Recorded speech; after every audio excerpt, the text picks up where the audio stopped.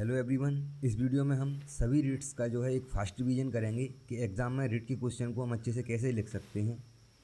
और जैसा कि सभी रिट्स के अलग अलग फॉर्मेट के लिए हम पहले ही वीडियो बना चुके हैं, इसलिए इसमें हम केवल एग्ज़ाम के पॉइंट ऑफ व्यू से इसके थ्योरेटिकल पार्ट को हम कवर करेंगे। ओके, तो स्टार्ट करते हैं एक अच्छे इंट्रोडक्शन से। तो आंसर की स्टार्टिंग हम इन दो लीगल मैगजीम से कर सकते हैं कि यू बी सोसाइटस आई बी जस means where there is a society there is a right.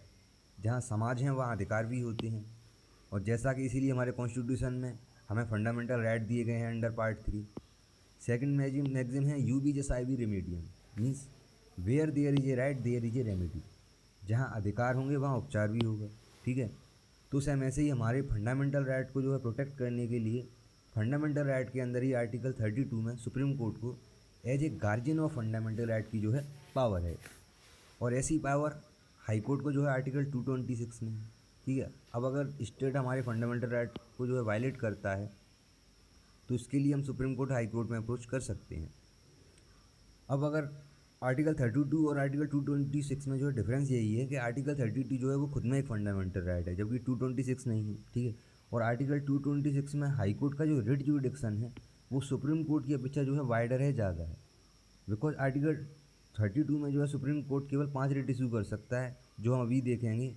ठीक है, जबकि हाई कोर्ट इन रिट के अलावा और भी ऑर्डर पास कर सकता है, क्योंकि हमने पहले ही बात की सुप्रीम कोर्ट केवल फंडामेंटल राइट के प्रोटेक्शन में रिट इशू करता है, क्योंकि वह गार्जियन और प्रोटेक्टर ऑफ फंडामेंटल राइट है। ठीक है, इसलिए हमारे भीमराव अम्बेडकर जी ने भी जो है आर्टिकल 32 को कॉन्स्टिट्यूशन का जो है हार्ट एंड सोल कहा था। अब हम देखते हैं meaning of writ.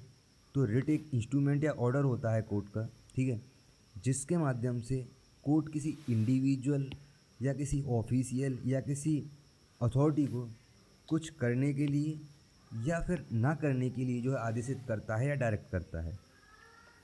Now kinds of writ तो 5 तरह की होती हैं। ठीक है, तो स्टार्ट करते हैं पहली रिट से, जिसमें हमारी पहली है writ of habeas corpus. Habeas corpus एक लैटिन टर्म है जिसमें कॉर्पस मीन्स होता है बॉडी और हेबियस कॉर्पस मीन्स होता है प्रोड्यूस द बॉडी या फिर हैव द बॉडी।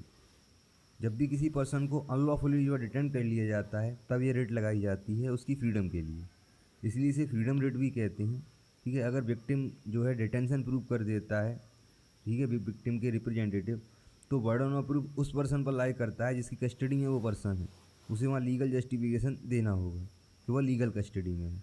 और यह रिट ऑफ राइट भी है बिकॉज ये डायरेक्टली आर्टिकल 21 से जो है कनेक्टेड है। सो यह और रिट की तरह जो है डिस्क्रिशनरी नहीं है, हम अभी देखेंगे। अगर अनलॉफुली डिटेंशन जो है प्रूव हो जाती है तो रिट जो है कोर्ट को इशू करनी ही पड़ती है। ठीक है, क्योंकि आर्टिकल 21 में सबके पास फंडामेंटल राइट है लाइफ एंड लिबर्टी का। फिर आती है अपनी रिट ऑफ प्रोहिबिशन, जिसमें वर्ड प्रोहिबिशन मीन्स होता है टू फॉरवर्ड। और इसके बाद एक और रिट है रिट ऑफ सर्च्योरारी, जिसमें वर्ड सर्च्योरारी मीन्स होता है टू बी सर्टिफाइड। इन दोनों को हम एक साथ पढ़ेंगे, ये थोड़ी एक दूसरे से मिलती जुलती हैं, इसलिए इन्हें हम साथ में देखते हैं। ठीक है, देखो, अगर कोई कोर्ट जिसके पास जुडिक्शन नहीं है उस केस को सुनने का, ठीक है, और वो उस केस को सुनता है और डिसाइड करता है, ठीक है, प्रोसीडिंग चलाता है, तो अब हमें उस कोर्ट को उस केस को सुनने से और डिसाइड करने से रोकना है। तो ठीक है, जब तक वह कोर्ट है उस केस में जो है जजमेंट पास नहीं करता, हम रिट ऑफ प्रोहिबिशन लगाते हैं। वर्ड से ही आप समझ रहे होगे कि हम उसे प्रोहिबिट कर देंगे, रोक देंगे। Because prohibition is better than cure, means किसी गलती को बाद में करने से अच्छा है उसे पहले ही रोक दो। ओके, लेकिन अगर हम रिट ऑफ प्रोहिबिशन लगाते, उससे पहले ही जो है कोर्ट ने अपना जजमेंट दे दिया, हमने रिट ऑफ प्रोहिबिशन नहीं लगाई, मीन्स जजमेंट आ गया, गलती हो गई, तो अब हम रिट ऑफ सर्च्योरारी लगाएंगे, मीन्स उसे सर्टिफाइड कराएंगे हायर कोर्ट से। तो अंदर writ of prohibition higher court forbidding such court और ट्राइब्यूनल विद द प्रोसीडिंग। ठीक है, कोर्ट ऑर्डर करता है कि वह कोर्ट और ट्राइब्यूनल उस प्रोसीडिंग को फॉरवर्ड करे, उसको आगे नहीं चलाए। और under the writ of certiorari it is order of superior court to inferior court और quasi judicial body administrative body to check illegality their decision. ठीक है, तो अब इसके ग्राउंड क्या क्या होंगे?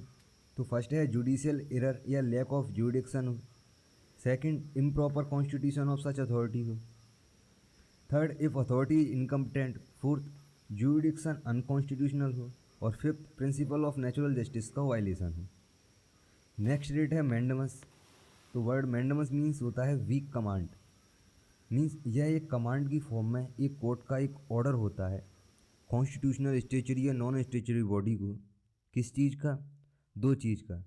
पहला कि लॉ द्वारा उसको जो पब्लिक ड्यूटी दी है उसे वो परफॉर्म करे, और दूसरा वह एक्ट ना करे जिसके लिए वो ऑथराइज नहीं है।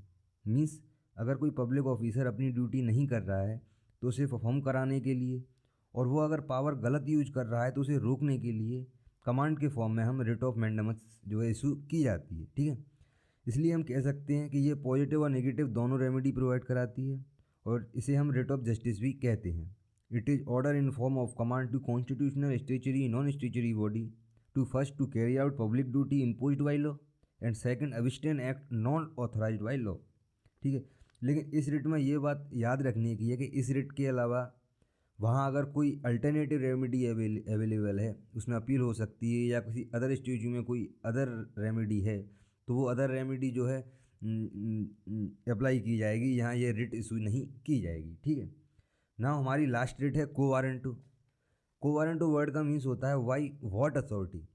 इसके रिट के द्वारा किसी ऑफिस होल्डर के टाइटल को जो है क्वेश्चन किया जाता है। मीन्स कोई किसी पद पर गलत तरीके से अगर बैठा है किसी ऑफिस में, ठीक है, तो उसके टाइटल को कोर्ट में क्वेश्चन किया जा सकता है, और कोई भी पर्सन ये रिट फाइल कर सकता है, चाहे वो एग्रीव्ड हो या ना हो।